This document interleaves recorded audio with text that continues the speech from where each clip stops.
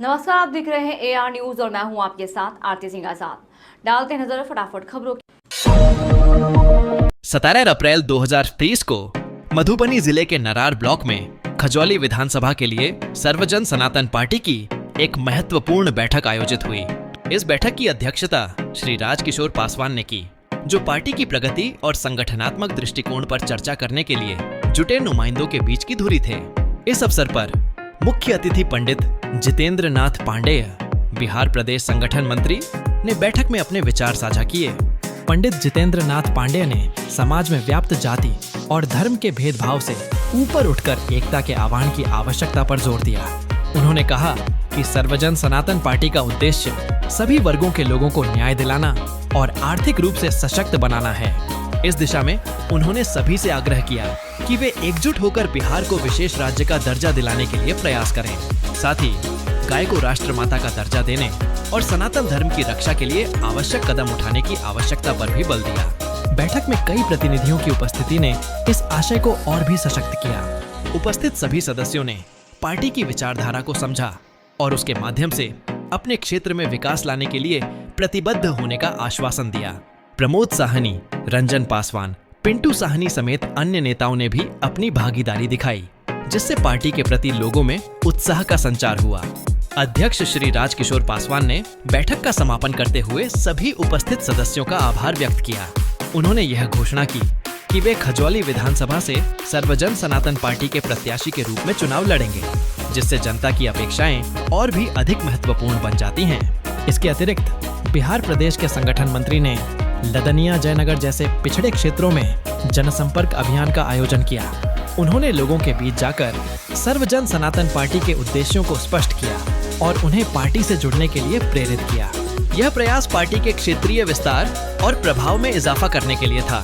इस बैठक ने एक नई दिशा प्रदान की और यह स्पष्ट किया कि सर्वजन सनातन पार्टी जनता के बीच एक नई आवाज के रूप में उभर रही है, जो समाज के हर तबके की आवाज को सुनने और उसके हक को स्थापित करने के लिए तत्पर है। दे दिया, उधर से क्या कर दिया, खाद का दाम बढ़ा दिया, कहीं GST बढ़ा दिया, कहीं कर दिया, और कर दिया, गैस बढ़ा दिया, तो सब ओकरा में नहीं ना साथ दे रहा जी।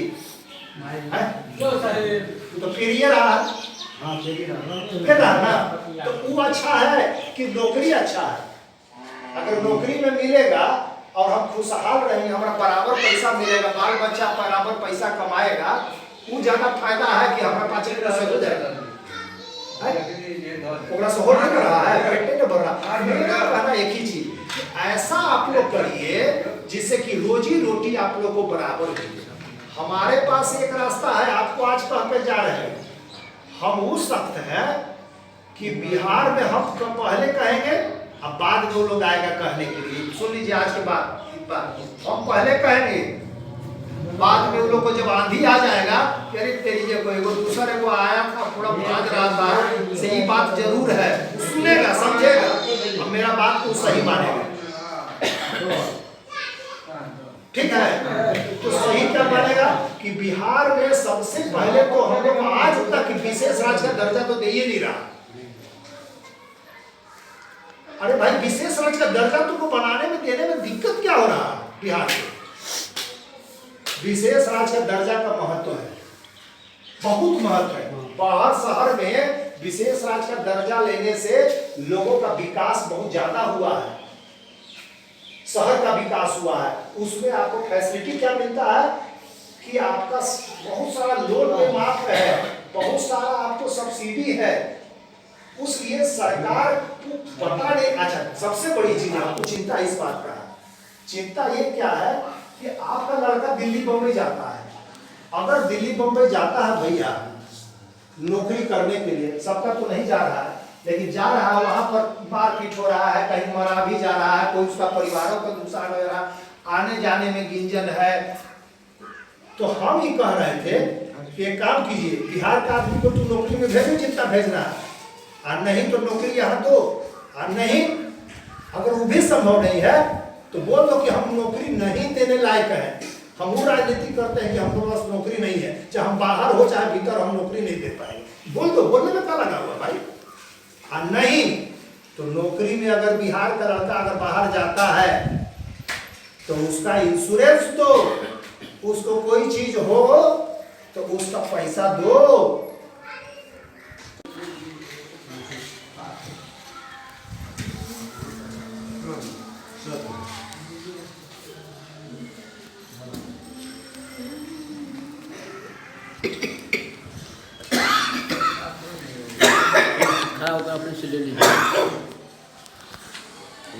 यही राजकिशोर बाबू हैं, इन्हीं को हम लोग इस बार प्रत्याशी का टिकट देने के लिए विचार करें।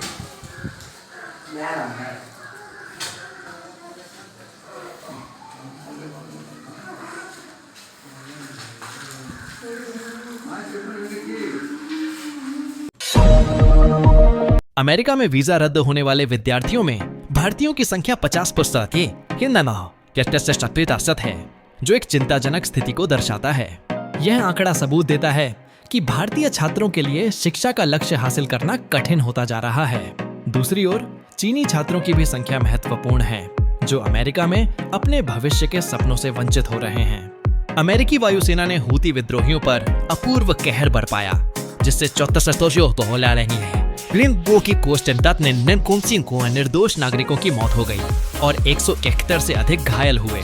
इस हमले ने एक बार फिर से यह दिखा दिया है कि युद्ध और संघर्ष का असली खामियाजा आम जनता को भुगतना पड़ता है। पाकिस्तान और श्रीलंका ने भारत की बढ़ती ताकत के आगे झुकते हुए त्रिकोमली में हो रहे नौसैनिक अभ्यास को रद्द कर दिया है। यह निर्णय दोनों देशों के बीच की राजनीतिक मुश्किलों का संकेत है और यह भारत की मजबूती को एक नई पहचान देता है। नेपाल में चीन द्वारा निर्मित एयरपोर्ट में हुए भारी भ्रष्टाचार के मामले में संसद ने रिपोर्ट पेश की है। यह भ्रष्टाचार उस प्रणाली को उजागर करता है जिसके तहत राष्ट्र के विकास और नागरिकों के भविष्य को दांव पर लगाया जाता है। भारत के युवा अब साइबर गुलामी की गिरफ्त में आ रहे हैं, जहां उन्हें फर्जी नौकरी के वायदों के जरिए चीनी माफिया द्वारा ठगा जा रहा है।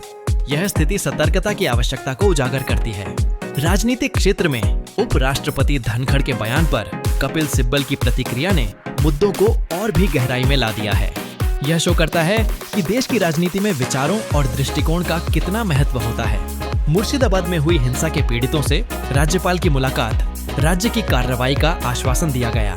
यह संकेत है कि हालात को नियंत्रित करने की कोशिश की जा रही है। छत्तीसगढ़ के सुकमा में 33 नक्सलियों ने आत्मसमर्पण किया है। यह एक सकारात्मक बदलाव है जो सुरक्षा और शांति की ओर एक कदम है। बिहार में महागठबंधन से टिकट मिलने के संभावित रास्ते की चर्चा हो रही है। गुरुग्राम में एयर होस्टेस से डिजिटल रेप करने वाले को गिरफ्तार कर लिया गया है। यह घटना बताती है कि समाज में महिलाओं की सुरक्षा के लिए कितनी गंभीरता से कदम उठाने की आवश्यकता है। इस तरह के समाचार हमें समाज में चल रहे विभिन्न मुद्दों के प्रति जागृत करते हैं और हमें अपने आसपास की वास्तविकताओं को समझने की भी आवश्यकता है।